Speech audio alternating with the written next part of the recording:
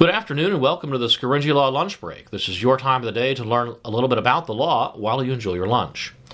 A federal court yesterday issued a nationwide injunction prohibiting the Trump administration's new rules on birth control from taking effect. United States District Judge Wendy Beetlestone ruled in favor of various state plaintiffs, including the Commonwealth of Pennsylvania, by blocking rules which would have enabled entities with religious or moral objections to forego providing contraceptive coverage to their employees. Judge Beetlestone determined that the Trump administration's recently crafted rules are arbitrary, capricious, an abuse of discretion, or otherwise not in accordance with the law, signaling that the Trump administration has violated the Administrative Procedures Act in promulgating these new regulations. She determined that the Department of Health and Human Services went far afield from Congress's mandate in the Affordable Care Act vis-a-vis birth control. The judge wrote, "The ACA provides that any group health plan or health insurance issuer offering group or individual insurance coverage shall at a minimum provide preventive care and screening coverage. On its face, the ACA does not contemplate exceptions or exemptions to the preventive care coverage mandate, much less delegate authority to the Department of Health and Human Services to create such exemptions. Rather, the statute directs that all specified health plans and insurance issuers shall cover preventive care, however defined, and that includes birth control." That's according to the judge. The judge wrote, "The breadth of exemptions set out by the Trump administration's regulations is remarkable. The religious exemption allows all nonprofit and for-profit entities, whether closely held or publicly traded, to deny contraceptive coverage based on sincerely held religious beliefs."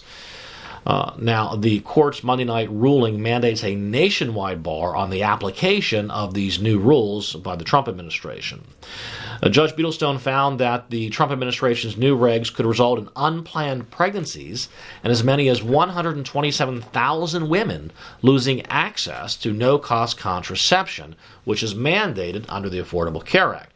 Now, on a side note, it's fascinating to me that a federal judge is able to forecast the number of future unplanned pregnancies if the Trump administration's reg goes into effect. The judge also wrote, "The negative effects of even a short period of decreased access to no-cost contraceptive services is irreversible." And by negative effects, the judge means the creation of babies. And by irreversible, the judge means, I guess, once a baby is created, that can't be reversed. On another note, the judge is incorrect when she refers to the birth control coverage as no cost. Individuals who have group or individual health insurance plans that provide birth control coverage, and most of them do because of the Obamacare mandate, pay for that coverage through higher premiums. That's one of the reasons why premiums have increased under Obamacare. Now, the net effect of this is that if you are an employer and provide group coverage to your employees, you must purchase insurance, unless you have one of the other exemptions, that provides coverage for birth control, despite any moral or religious objection you may have. Furthermore, if you're an employee, if you have to pay for any part of your health insurance coverage, which most employees do, you must pay for birth control even if you don't want to. That includes men. If you're a man, you must pay for health insurance that includes birth control coverage. Now, Pennsylvania Attorney General Josh Shapiro, who had joined the lawsuit on behalf of the people of Pennsylvania, declared victory. He said women need contraception for their health because contraception is medicine, pure and simple, said Shapiro.